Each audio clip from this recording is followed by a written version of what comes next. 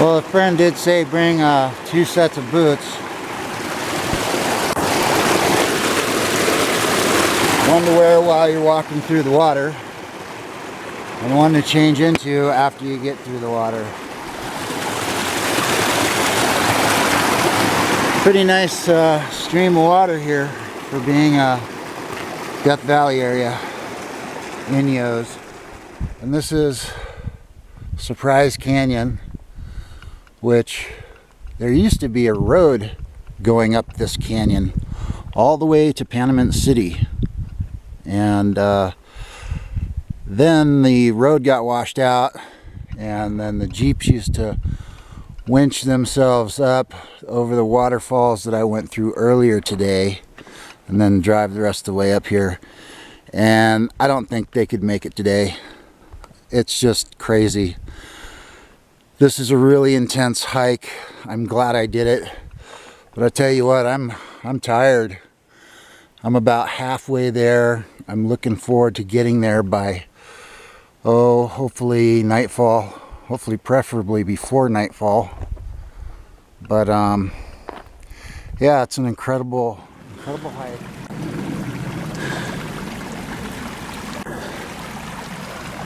Yes, I am hiking through a stream that's coming from Brewery Spring.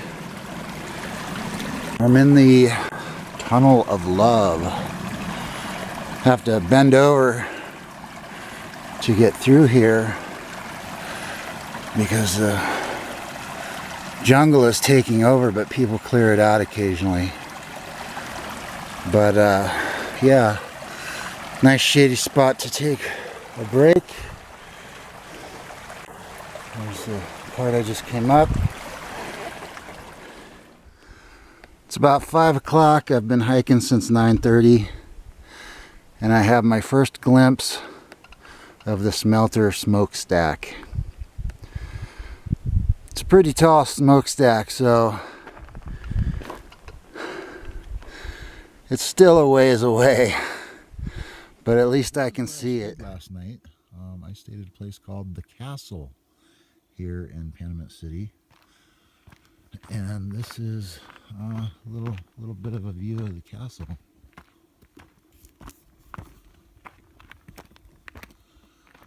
Up here nestled in the trees, kind of some really nice rustic glamour for you. So let me just start off with the bathtub, and it's heated. There's the water heater. You fill up that thing, you build a fire under it, you heat the water, and then you drain the water into the bathtub. Has a nice little fire ring. And then over here we have the castle itself. The castle. It's got some really neat rustic glamour. I'll just kind of show you a little bit around here. Some stonework here for the foundation area. Some old machinery. People collect stuff and pile it up here just to give it that kind of antique-y feel. I think that's a burro skull, which I actually saw a dead burro on the way up here. It was kind of interesting, to say the least. There's the front door. And when you come to these cabins that you stay in, you always put the occupied sign up, or you go over here and you put the flag up on the flagpole.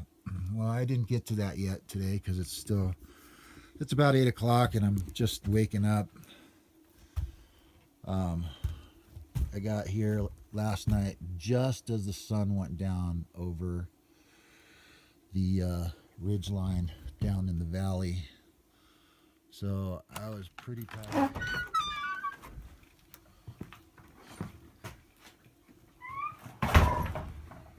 So here's my humble abode.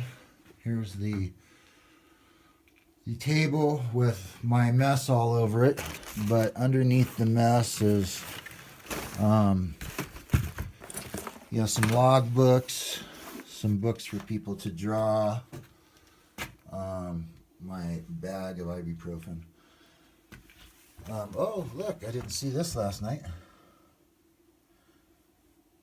The History of Panamint City. Taken from the book Here's Death Valley by C.B. Glasscock.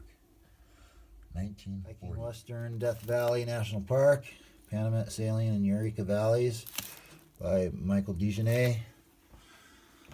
All kinds of other things you could use in here. Wine glasses.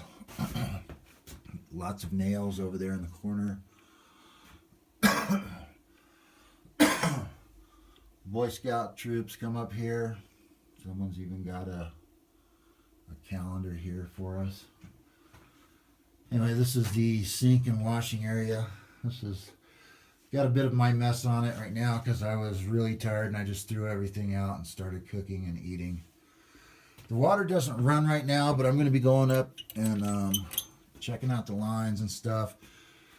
Yes, the candles are still on because it's pretty dark in here even though the sun is coming out.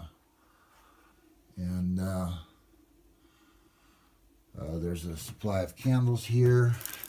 And actually, I'm going to go ahead and replace this one candle here.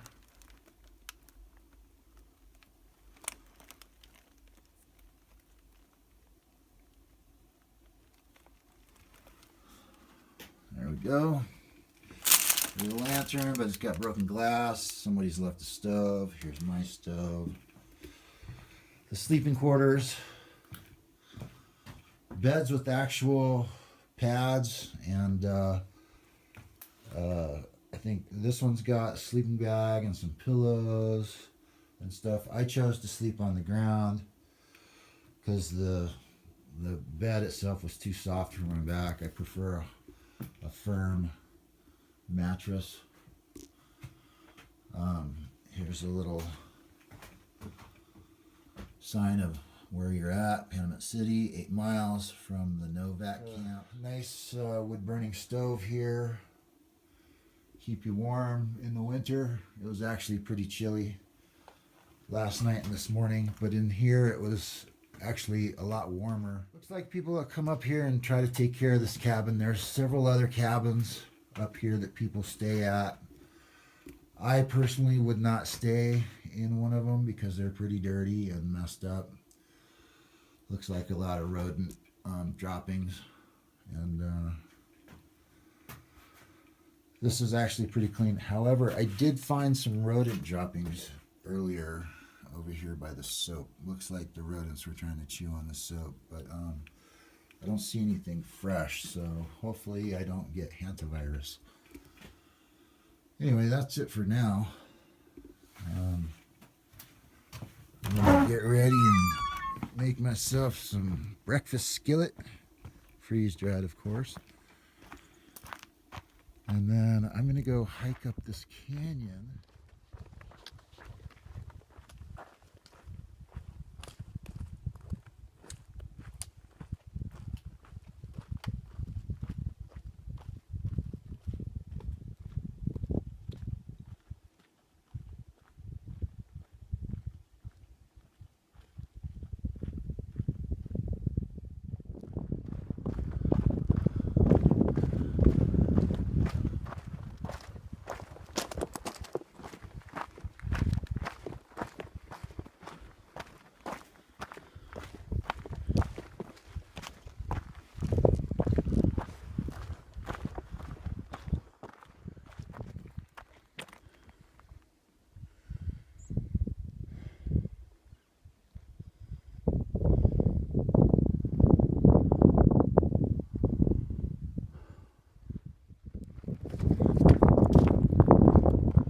Neat rustic cabin, but it's pretty dirty inside. They also call it the overflow cabin. I'm gonna find a place to put my trekking poles, but yeah, pretty interesting, huh?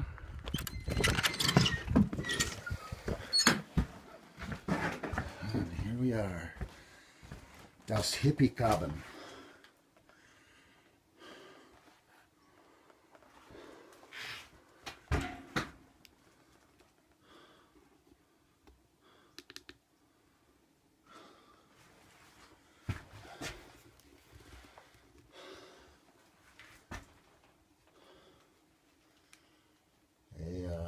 stove looks like it might work if you had propane. There's a wood burning stove. Looks like you could still probably use it.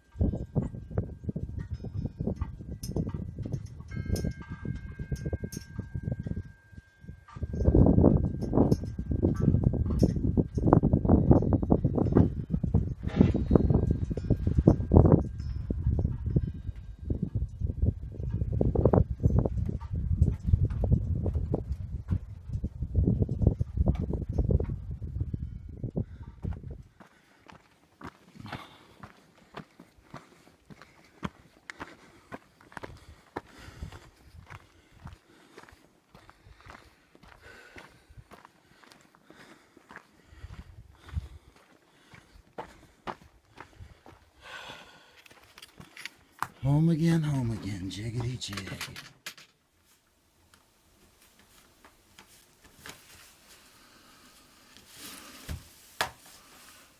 Here I am on my way out of Panamint City this morning, Saturday morning. I've got to head down that canyon. It's a bit of a walk, like 6-7 miles. It's probably around 6 now because I've already gone about a mile. But this is the old road that used to come up here. Very overgrown in spots. And as you can see, oh look, there's a tire. And as you can see, it's very loose river rock type stuff. And it's not quick hiking. One fall smooth and you're slipping and falling. But hey, it's all downhill from here, but you still got to be very careful going downhill because that's when accidents happen.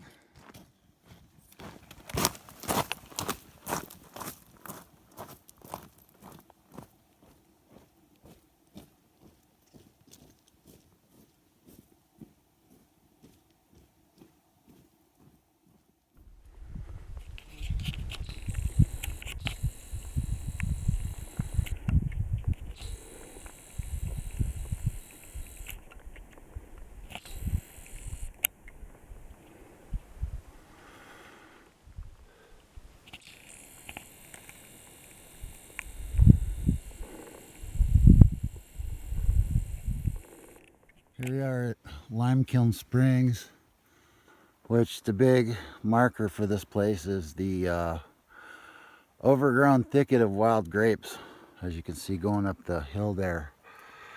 And then you've got this jungle you've got to kind of go through. There's a pretty good path through there, but there's some low-hanging branches that catch your pack. And then it clears up after a while, and then you come to Brewery Spring, which is another jungle, and there's a tunnel that you have to go through, a tunnel of brush. Getting ready to head into the narrows of Surprise Canyon, and this is where it gets wet. Start down the narrows. This is the last section of the canyon. It's about 1.5 miles long, 2 miles long, something like that. But basically there's sections where you're just walking through the water, and you're just gonna get wet. But yeah, this place is amazing. If you ever get a chance to come up here, it's definitely a trophy. Interestingly hike. You realize just how steep it is on your way down because you're like almost running in some sections, because this is the home stretch to the truck. And then I'm heading to Ridgecrest to get a burger. So here we are at the beginning of the falls, and this is actually more of the narrows. Not so much as what I was at earlier, but this part is the actual narrows where it gets really narrow. You can see down there, there's a group of people coming up. But this is the beginning of the falls, and this is actually where I've got to be very careful going down, because not only am I very tired, but it's very slippery and wet. Anyway, this is the staircase, or at least what I call the staircase. Where the water goes down in steps, and I got to navigate down here.